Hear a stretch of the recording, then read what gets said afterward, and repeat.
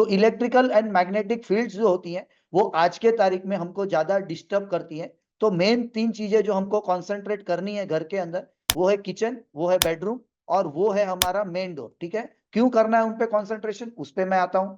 लेकिन अगर कहीं पे भी पूरे घर में इलेक्ट्रिसिटी है, इलेक्ट्रोमैग्नेटिक रेडिएशंस आ रहे हैं जमीन में से, है ना, कॉस्मोस में से, मोबाइल टावर्स के जरिए, क्योंकि अगर उसको हम करेक्ट नहीं करेंगे लेकिन और सिर्फ ये 3 जगहों पे कॉन्सेंट्रेट करेंगे, तो वास्तु के तो रिजल्ट आ जाएंगे, लेकिन वो वास्तु के रिजल्ट हमारे बॉडी पे रिफ्लेक्ट नहीं करेंगे। ये पॉइंट को लिख के रखो आप, ठीक है ना। अब हम बात करते हैं हर्ट्ज की, यानी कि इस लेकर एंटेना से हम जो फ्रीक्वेंसी या वेवलेंथ की बात करते हैं, है ना, तो उसको जिस यूनिट से चेक करते हैं उसको कहा जाता है हर्ट्ज। और हर्ट्ज बेसिकली एक साइंटिस्ट का नाम है जिसने, है ना, इस यूनिट का डिस्कवर किया, तो इसलिए उसने अपना नाम उसको दे दिया हर्ट्ज। तो बेसिकली हर्ट्ज का मतलब क्या है कि 1 सेकंड में एक साइकिल अगर होगी तो उसे 1 हर्ट्ज कहा जाता है। वहीं पे अगर वो साइकिल ज्यादा होती है, 10, 50, 100, 1000, 10,000, तो उसे फिर किलो हर्ट्ज, मेगा हर्ट्ज और आगे जाके गीगा हर्ट्ज भी कहा जाता है। तो गीगा हर्ट्ज का मतलब है कि 1 बिलियन साइकिल्स पर second. Everyone clear with this point? 1 hertz यानी एक साइकिल 1 सेकंड में हुई, उसे 1 हर्ट्ज कहा जाता है।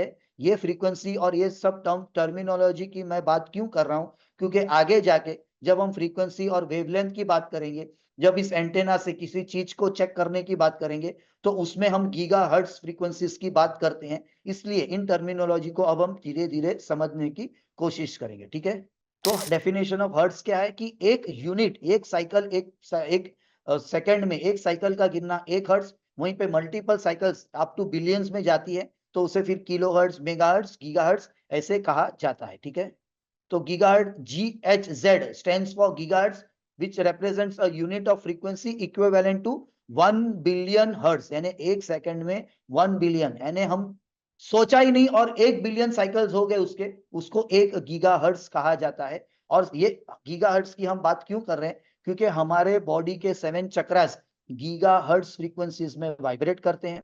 हमारे आजू बाजू में सारी चीजें जो हैं, जिससे मोबाइल टावर्स, है ना, रेडिएशंस, अलग अलग तरह के अर्थ के रेडिएशंस, जियोपैथिक स्ट्रेस के रेडिएशन, फिर, है ना, मैग्नेटिक ग्रिड लेंस के रेडिएशन, अंडरग्राउंड वाटर जो वेन्स जो चलती हैं अर्थ अर्थ के अंदर, उसके रेडिएशंस, और उसके अलावा इलेक्ट्रिसिटी जो घर के अंदर चलती है उसके, ये सारी चीजें गीगा हर्ट्ज फ्रीक्वेंसीज में वाइब्रेट करती हैं। हमारी बॉडी के सारे ऑर्गन्स और चक्रास भी गीगा हर्ट्ज फ्रीक्वेंसीज में वाइब्रेट करते हैं। और इसलिए ये बाहर के जितने भी नेचुरल और मैनमेड इलेक्ट्रोमैग्नेटिक रेडिएशंस हैं, उनका इफेक्ट हमारे बॉडी पे आता है, क्योंकि हम सब लोग गीगाहर्ट्ज में ही वाइब्रेट करते हैं। और ये सारी चीजें भी गीगाहर्ट्ज में ही वाइब्रेट करती हैं। जो क्रिस्टल्स, जेमस्टोन्स, रुद्राक्ष भी हम पहनते हैं, वो भी गीगाहर्ट्ज फ्रीक्वेंसीज में वाइब्रेट करते हैं। और इसके लिए उनके कारण भी हमको इफेक्ट आता है, आइदर पॉजिटिव और नेगेटिव और न्यूट्रल। ठीक है,